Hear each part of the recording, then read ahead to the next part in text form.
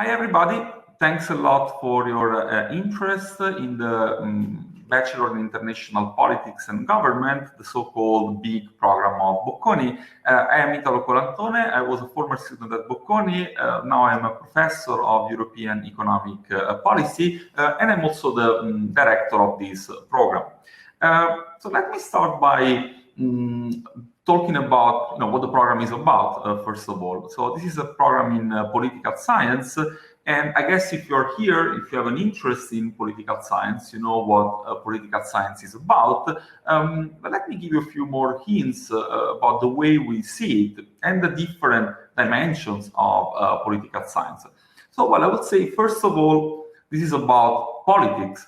Right, so the dynamics of political competition, how candidates are selected within a party, how political campaigns are designed and run, how the electoral systems work, but then it's also about government and policy making. How do we make decisions within a country? How do we design the right social and economic policies, for instance, in order to make sure that the economic performance of a country is the best that we can achieve, and also that we can help the vulnerable groups within a society.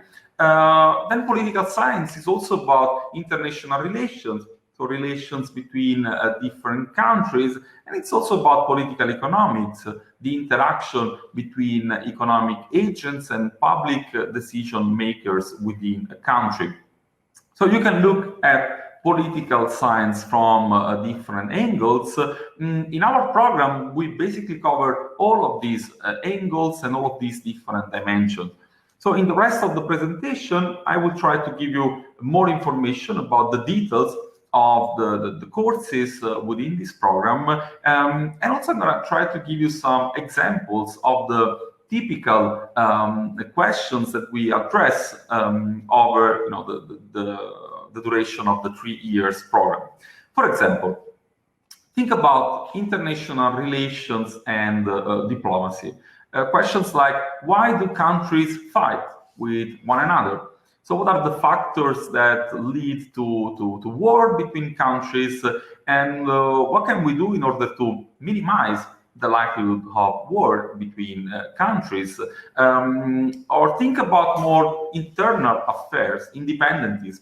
We talked a lot in Europe in recent years about the case of Catalonia within Spain. So you have one country and one region of this country that wants to become independent.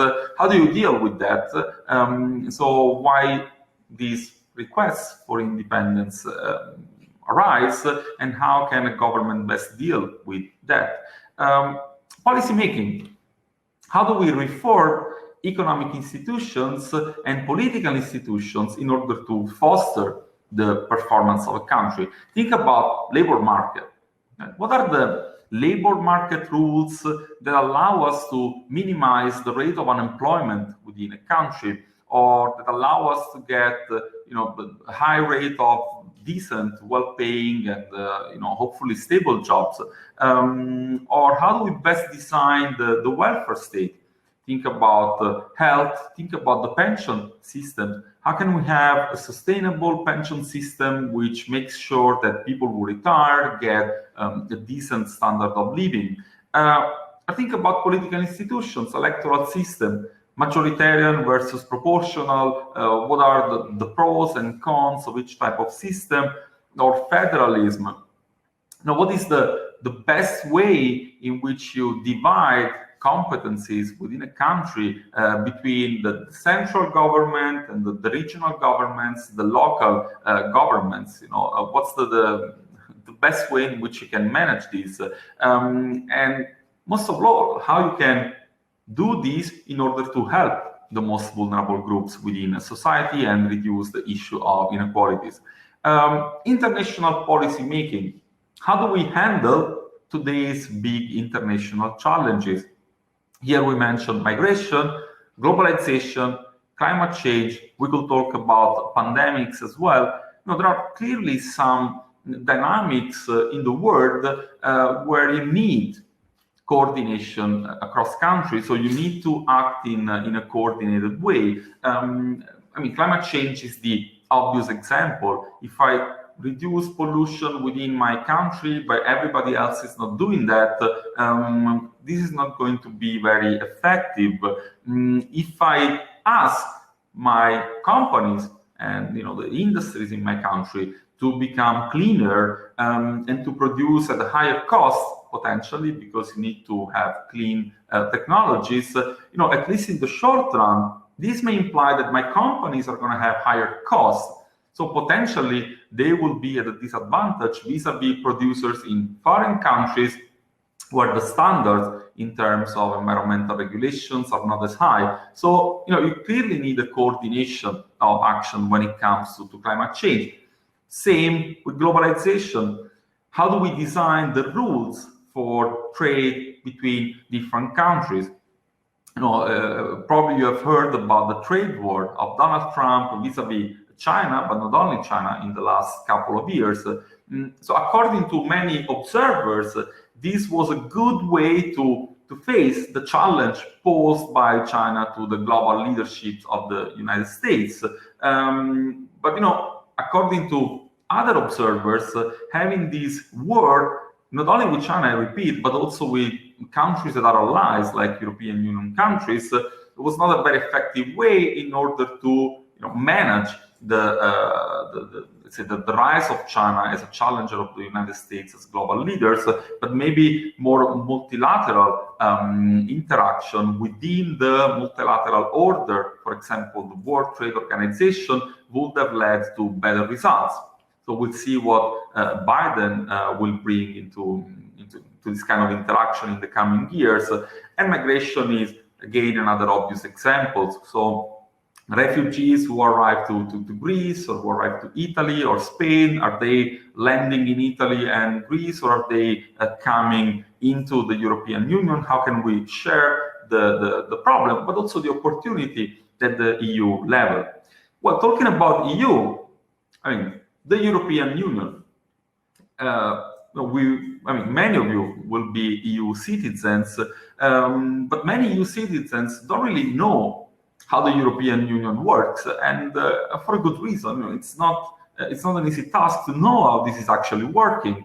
It's a club of 28 before, now we're 27 countries after Brexit, and these are countries that remain independent and sovereign countries, although they share an increasing amount of policy areas. So there is an increasing amount of decisions that are taken in Brussels or Strasbourg or Frankfurt, where the European Central Bank is located, and have implications for all the members of the European Union. And it's not clear to many what are the areas in which decisions are taken at the EU level and the areas in which decisions keep being taken at the national level. And when these decisions are taken at the EU level, it's not clear who does what. So what is the role of the European Parliament? What is the role of the European Commission, for example? How are decisions taken? Is it always by unanimity or by majority? And how do these rules change with respect to different policy areas? Or the euro. This is a single currency which is shared not by all the members of the European Union, but by 19 members of the European Union. So there are members of the EU who still do not adopt the euro, for instance, Poland, just to make one example. Now, how is the monetary policy run at the ECB level? Is it true that the introduction of the euro is the reason why Italy didn't grow substantially over the past 20 years or not? Is it the case that France or Spain will be better off out of the euro single currency area than they are within the single currency area? Is it the case that the euro is only working for Germany, as many people tend to think? I mean, not only in Italy, but also in France and other, especially Southern European countries. Politics. How does populism emerge? How do we select politicians? How do we design an electoral campaign? as you will see, you also get some marketing skills because politics is also a lot about communication, especially these days. And thinking about populism, now, there is an increasing amount of debate and research about populism. And why? Well, because in 2016 we had the election of Trump in the United States, which was a big novelty, so to speak, for the US and for the rest of the world as well. We got Brexit again in the summer of 2016. But overall, in recent years, in Europe especially, we have observed much more support for nationalists, radical right parties, populist parties more in general. How can we make sense of this? Why are we observing this type of dynamics?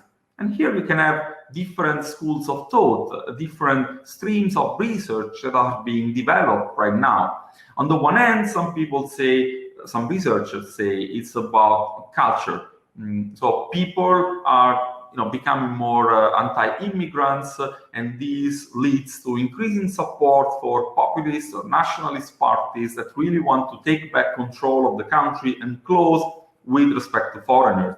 On the other hand, there is another stream of research which says, well, it's not only about identity issues or culture, but it's also about economic factors. So our societies are transforming themselves, and you can notice that there are some clear structural transformations of society.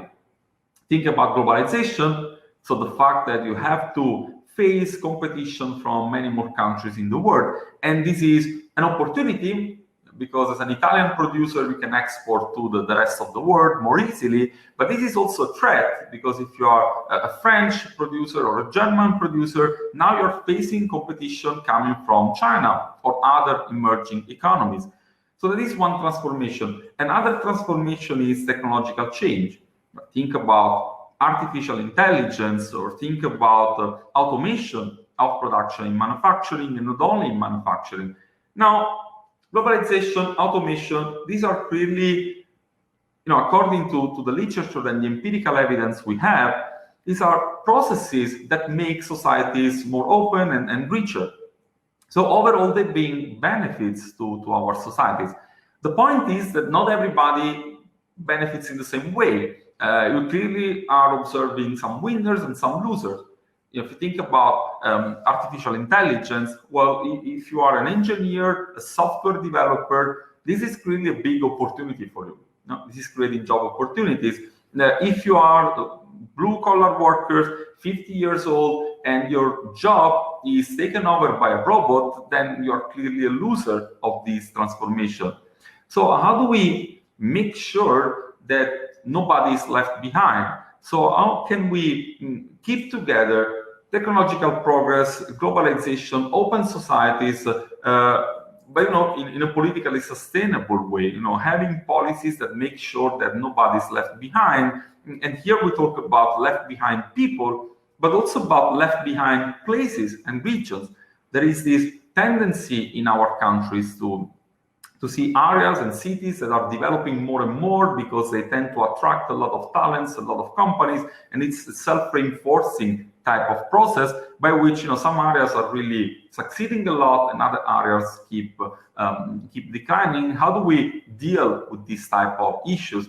These are all issues that are present at the economic level, but then you have social implications and you tend to observe political implications as well.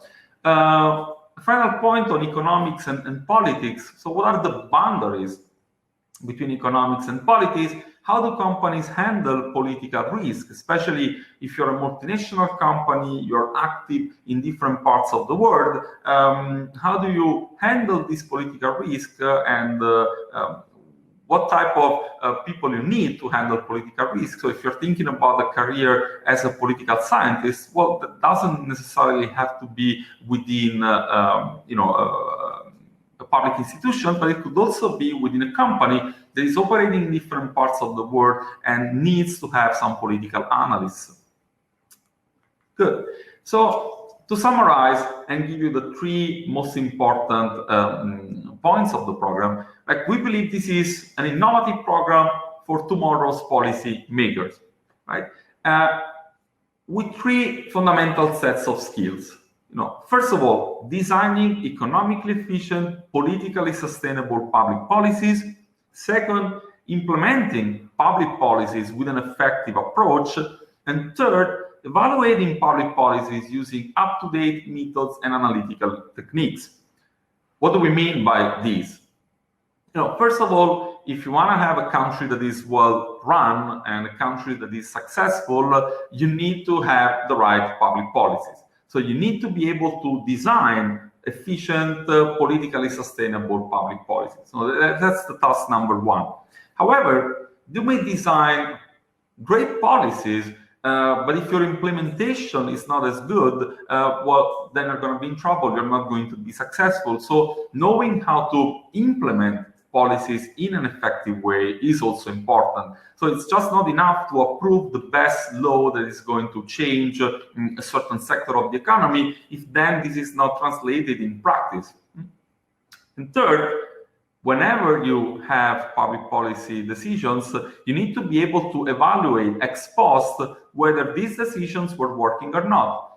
What has been working, what didn't work that well. So if you don't have the right analysis on what you did in the past, it's difficult, of course, to make better in the future. So we believe students coming out of BIG should have skills in these three areas, not only the policy design, but also the policy implementation and policy evaluation.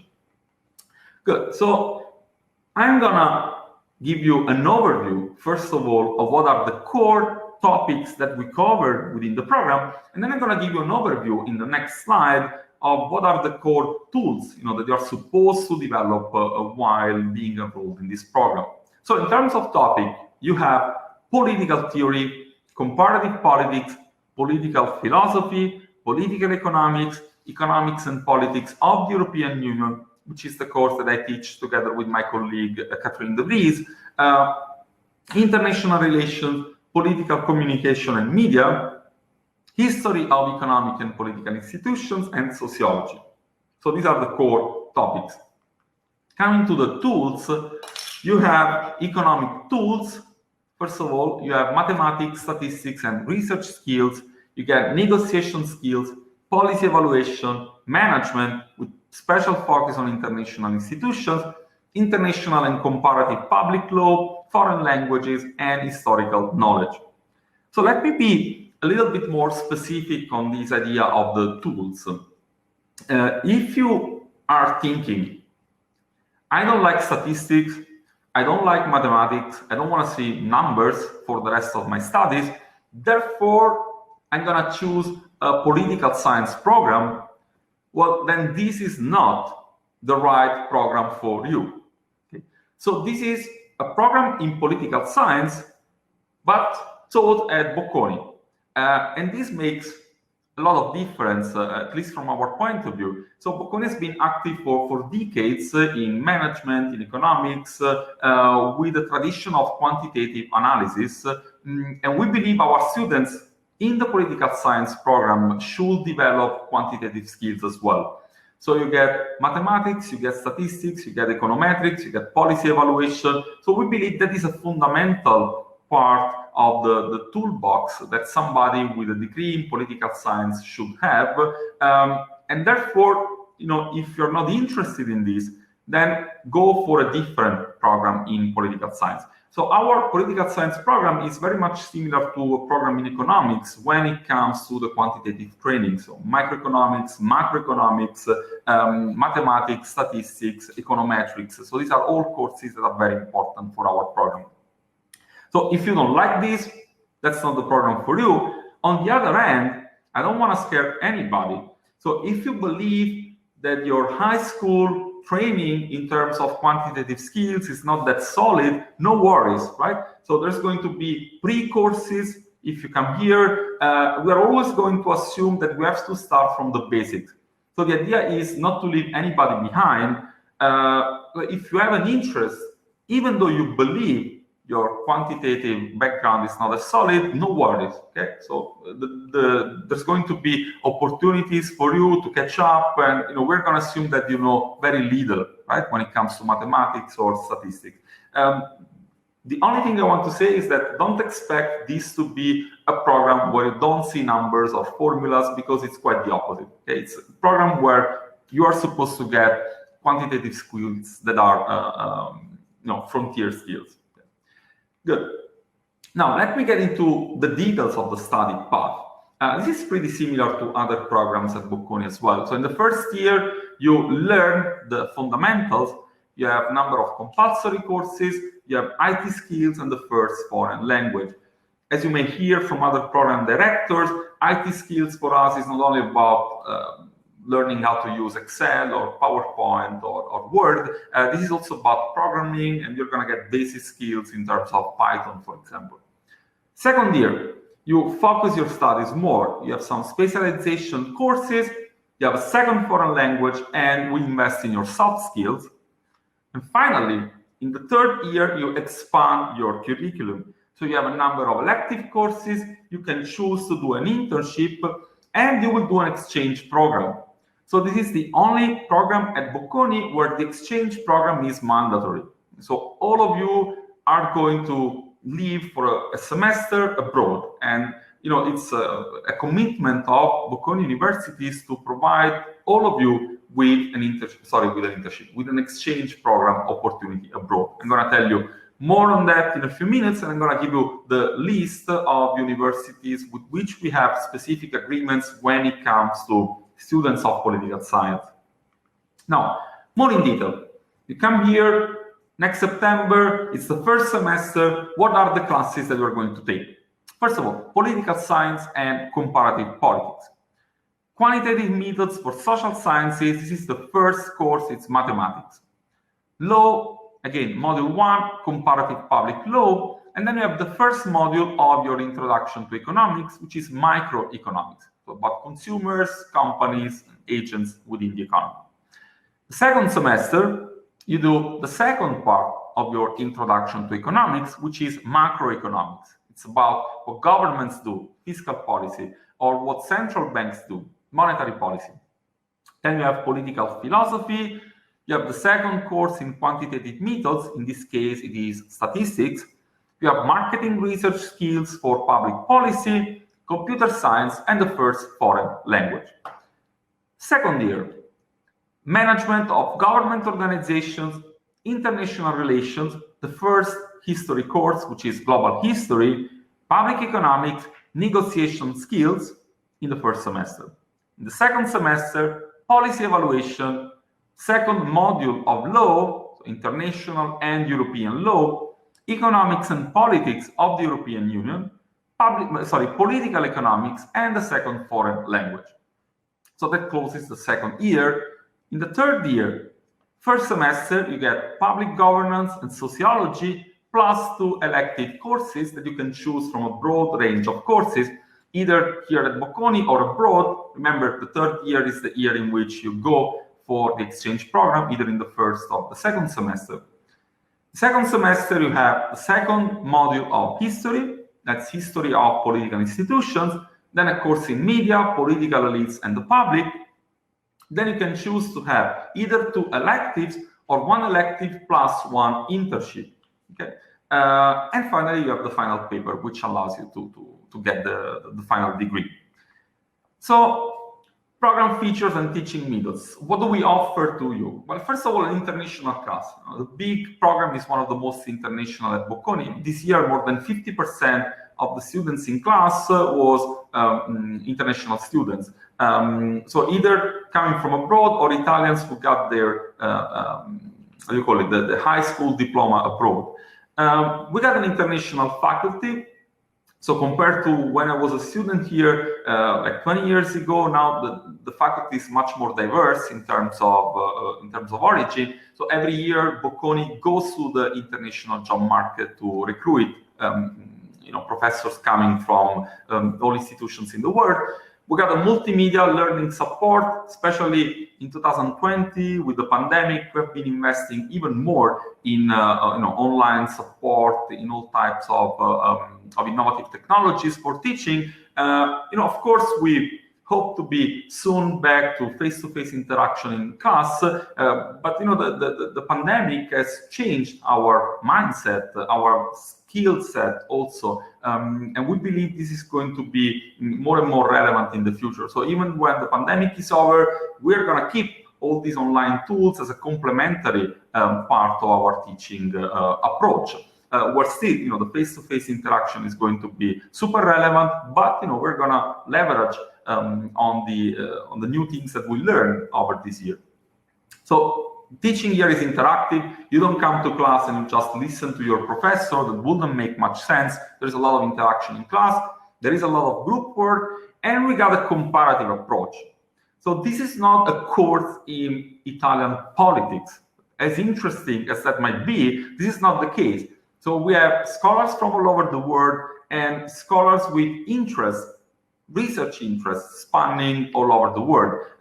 We got people who are specialized in American politics, in Latin America, people specialized in Africa and the Middle East, people who are more specialized in Europe or Asian politics. So here you get really a global perspective on politics, a global perspective that you can foster also in the third year, as I said, with the exchange program, mandatory for everybody enrolling in this program. So this is just a list of partner universities with which we got specific agreements for students of BIG. We can go through the list. Many in the UK, Queen Mary, Warwick, King's College, Sussex. If you go to Ireland, you have University College Dublin. Sciences Po in France and Sorbonne. In Spain, you have Carlos III, ESADE, Pompeu Fabra in Barcelona, IE in Madrid, Copenhagen Business School in Denmark, Berlin and Mannheim in Germany, Geneva in Switzerland, Amsterdam and Leiden in the Netherlands, ULB in Belgium, and even Lebanon, so the American University of Beirut. So that's Europe and the Middle East. North America, we got British Columbia and Toronto in Canada, plenty of universities in the States, Boston University, University of California, Chicago, Columbia, Cornell, George Washington, Johns Hopkins, North Carolina, Northwestern, University of Pennsylvania, Princeton, Southern California, Texas, Austin, Virginia, Wisconsin. Latin America, we cover Argentina, San Andres, Torquato di Tella in Buenos Aires, Tulio Vargas in Brazil, São Paulo, Pontificia Universidad Católica de Chile in San Diego, Bogota, and Mexico City as well. If you go to Asia, you have two universities in Hong Kong, Tokyo in Japan, Korea University in Seoul, Yale in Singapore, and also Singapore Management University. In Australia, we have quite a few, Adelaide, Canberra, Melbourne, Clayton, Sydney, and in New Zealand, we have the University of Auckland. And this is not an exhaustive list. There's even more universities. We constantly improve and expand our network of partner universities. So I will close by saying, well, first of all, thank you for your interest in this program. I gave you an overview of what we can offer within this program, or what are the things we care mostly about in this program. But let me also close by saying that, independently from the program you choose, in the end, a lot of what you're going to get out of your university experience will depend on you, right? On how much you're willing to to put an effort in being proactive when you are at the university, expanding your network of friends, which is going to be important for the rest of your life. Talking to the professors, it doesn't make sense to come to Bocconi without attending the lectures or attending the office hours of the professors as well. So make sure that you make the most out of your learning experience with us. And a big thank you again, and hope to see you soon in class. Ciao.